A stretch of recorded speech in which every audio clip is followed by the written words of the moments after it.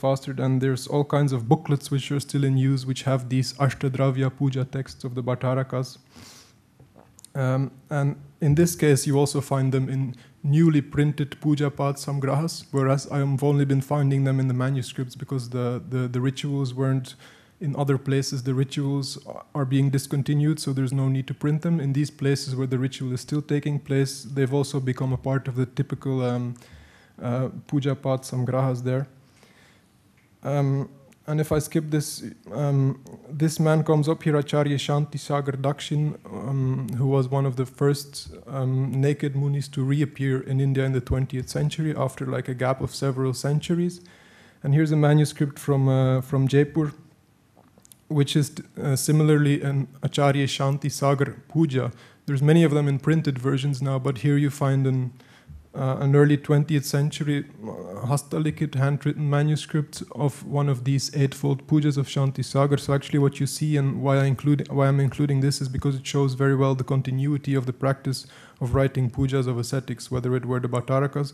When Shanti Sagar, say, rather suddenly appeared, people knew what it was to be venerating an ascetic because they had been venerating Bhaṭṭārakas for a few centuries, even though there were no naked munis. So in that sense also you can see there's a very strong continuity in the ways of venerating ascetics also. The veneration of Bhaṭṭārakas, and now I'm taking you to a bit of my fieldwork about the veneration of contemporary ascetics, which is not what I was after when I've been coming to India in the past 3 years. But being around Jains, being in temples, automatically you come across the modern munis, and they are, of course, at least as interesting. And it's behind this little veil here that there will be some naked munis, so if I'm allowed to unveil it. Here's an event which I witnessed in early December in Jaipur.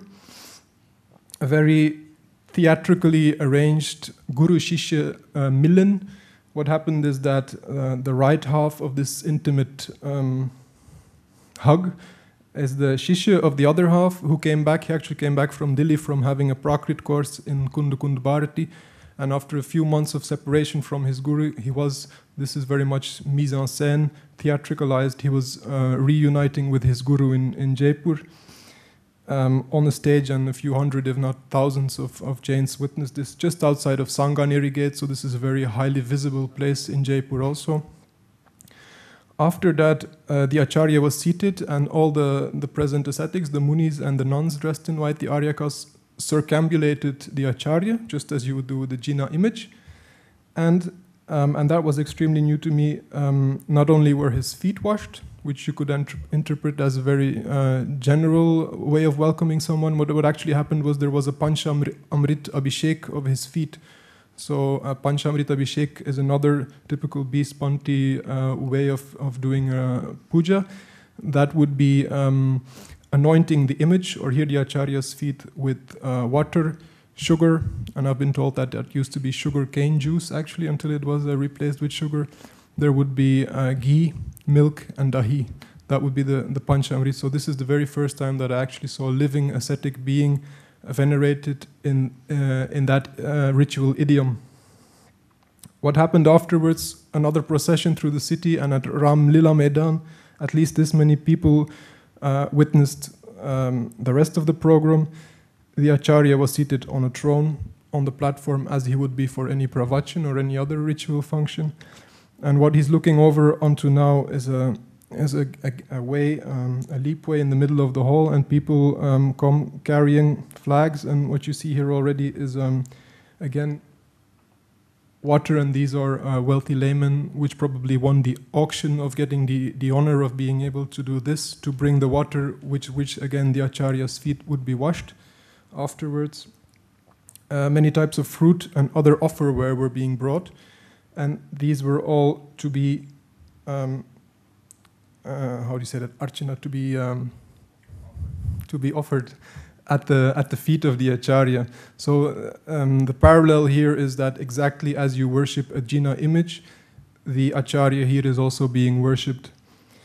One more aspect to note here is that this main Shishya, who had successfully ended his Prakrit studies, was actually reciting all the necessary mantras for that. So ascetics are usually not supposed to involve in at least Dravya Puja because they can't handle any materials, but here was one he wasn't touching materials, but he was clearly acting a role which would otherwise more typically be one for a pandit or something. So he was guiding the eightfold puja, and joining that also is a lot of dance in the whole tent.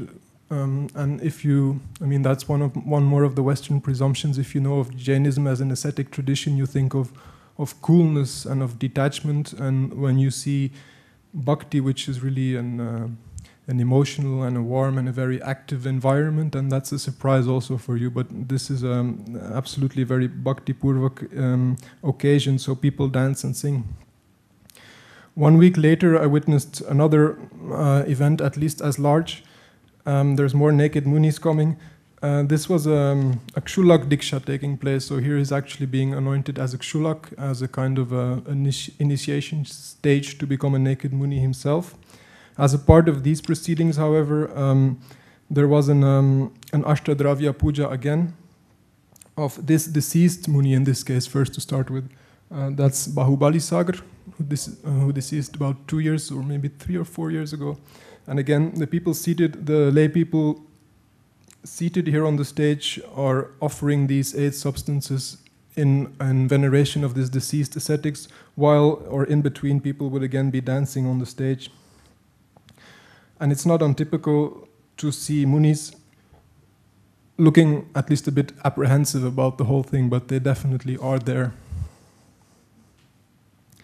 People would also prepare bhakti geets and show choreographies of dance, and at the same time spontaneously start dancing in the audience. So coming back to the Bhaṭṭārakas, how do we connect the fact that Bhaṭṭārakas are also similarly worshipped as these naked ascetics, even though according to the Shastras they are not to be venerated because they do not follow all the vratas which make up a pujaniya, a venerable ascetic?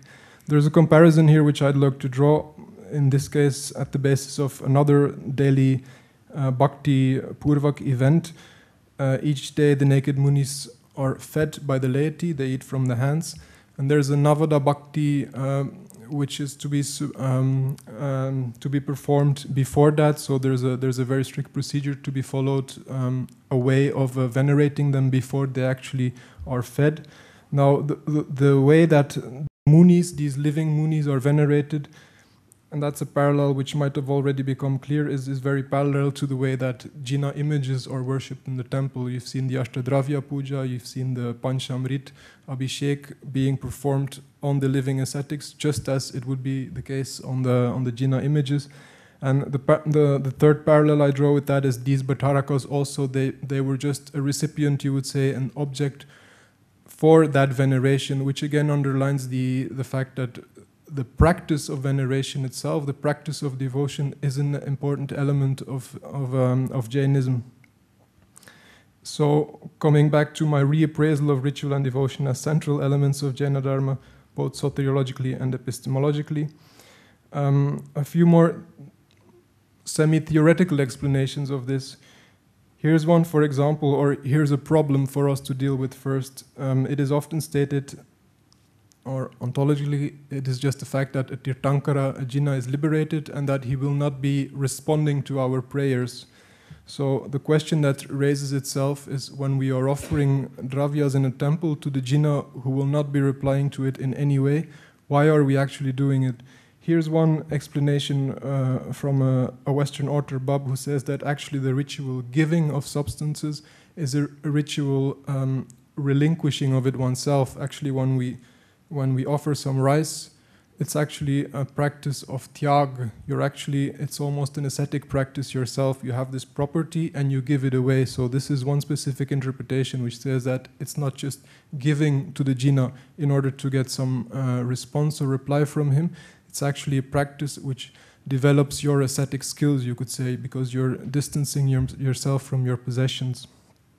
That's one explanation which is at least partially helpful.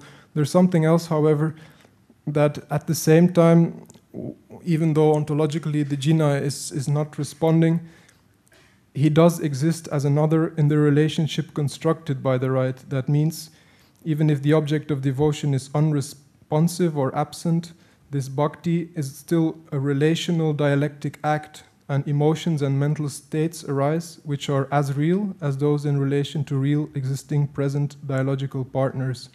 So that means in this understanding of it, the practice of puja is still a spiritual practice which develops a certain mental state in us. More to be said on that in the words of Shanta here. Puja has a certain reflective nature, and she describes puja of a jina image. She says that the role of the jina image is exemplary. He shows the ideal of what the ascetic ideal which we should all be following. The image is an ideal fixed before our eyes. The rite actually revolves around a contemplation of the qualities the jina represents.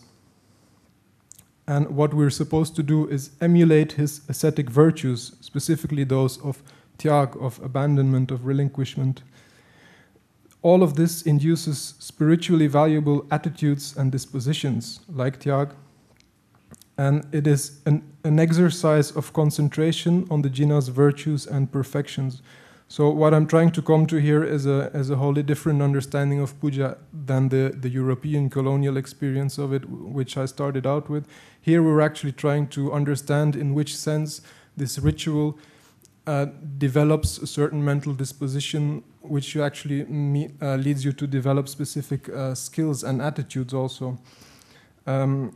This author here, Shanta, writes that in this sense, puja has an immense purificatory power which transforms the worshipper. When I first read this, I found it very woolly, very soft, but more and more I'm starting to understand that ritual is actually not that far removed from meditation. A typical Western stereotype of meditation, at least what used to be mine, is that this is something which you do seated, cross-legged, with your eyes closed, and that's meditation. And like, if that represents an average Western idea about meditation, yes, okay, this will give you some fruits and some benefits, okay, but just offering substances in a temple, how on earth is that going to help you? That would be a stereotype, but more and more I'm starting to understand that this bifurcation between this understanding of meditation and that understanding of ritual is a very artificial distinction between both, and that why could we not understand ritual being performed in a temple as a form of meditation just as well? It clearly for me by now is a spiritual exercise just as well. Bhakti and karma, if I have time to continue on that, it's been mentioned a few times in the conference actually that there's 3 ways of gaining punya or papa. Not just what we would typically understand that by your own actions, be they good or be they bad. You can also instruct others to do good or bad, and you will similarly receive the fruit of that. And the third one wants attitudes towards others. My influence here by the work of John Cort hasn't been as explicitly mentioned as it should, but here, for example, in a few influential articles on Bhakti in Jainism, John Cort writes that one may accrue the positive karmic results of asceticism not only by performing asceticism oneself, but also by praising the ascetic practices of others, and even by practicing asceticism itself. So again, veneration can give you the same results as practicing asceticism yourself. One should therefore engage in that devotional praising in a zealous manner in order to destroy even more karma and accrue even more benefits. So that also helps one understand, if necessary, the very festive bhakti-purvak nature of many of these puja occasions. All in all, what I'm always most interested in is these kinds of epistemological questions of how do we actually learn about our own traditions, and the big distinction of these 2 types of knowledge, theoretical knowledge and practical knowledge. When we try to explain Jainism as a set of doctrines, as a specific philosophy, it's a purely rational thing. It's a kind of a bookish knowledge. It's rational, conceptual, abstract knowledge. However, and this is what leads me to this reinterpretation of devotion and ritual, there's another type of knowledge which could be called practical knowledge, experiential knowledge, which actually derives from having a certain experience, not from having a rational understanding. There's a relational knowledge and an embodied knowledge, something which cannot be seen apart from the actual experience of being a human in a body. So when you're offering dravyas, the sheer physical act and experience of doing this and that actually helps you to construct a certain understanding of the tradition, of the teachings, and of your own tradition, which you would not be able to construct just from reading a set of doctrines. And 5 minutes. That's perfect, thank you. And whatever I've been trying to express now about ritual is similarly, I have similar ideas about it, about the function of meditation, and for example, the function of stories. Stories and traditions like Jainism and Buddhism have a very, very strong function in order to convey, in order to transmit knowledge about the tradition in an irreducible way. It wouldn't be the same to tell your child, this is what karma works like, and there's these types of karma. If you tell your child one of those wonderful Jain kathas like we've been hearing in the past 2 days, the child will absorb it in a very different way. So here again is this distinction between conceptual, theoretical knowledge and this practical knowledge, which, for example, you develop through hearing a story and living along with the characters, or which you could also develop by performing ritual. In that sense, what I tried to convey was a reappraisal of ritual and devotion as central elements of Jaina Dharma, as irreducible practices of the formation of liberating knowledge. As, in other words, like I started out with, like we had this conversation, as a technology of the self. It is a means to transform your own mind. Well, I wouldn't usually be doing this. There has been at least one antecedent of someone who concluded his presentation with a photo of himself. Here's one of mine. It's not a Bhaṭṭāraka. This is Ravendra Kirti of Hastinapur, the Tillo Detige there. He's not a real Bhaṭṭāraka, but he comes very close. Well, why did I include this? And to be honest, disguising in a dhoti dupatta here and doing abhishek. Surely I wanted to have the experience, but I should also add that it wasn't a way to get to read the inscriptions in the Garbhagraha, where I wouldn't be allowed if I would be wearing plain clothes. But at the same time, I've had the luck of being allowed to do abhishek a few times. So I mean, I've experienced the puja. Well, I mean, this is in a temple in Agra. And I mean, I don't qualify as an anthropologist, but the reflexive part of ethnographic studies is something which is laid a lot of stress on today. So I mean, and I've tried to express very clearly that I also carried these presuppositions which saw a ritual as something empty, something useless, something baseless. And studying Jainism, even if it was purely historical to start with, I've slowly started reappraising and understanding that these devotional and ritual practices actually have a very, very central place in Jainism, and that they are irreducible in the sense that you wouldn't be able to have the same understanding of your own tradition if, for example, also as a Western student, you would only be reading about the doctrines of Jainism. So that's why I included pictures of myself. Thank you very much. Thank you, Tillo, for your illuminating presentation. Would make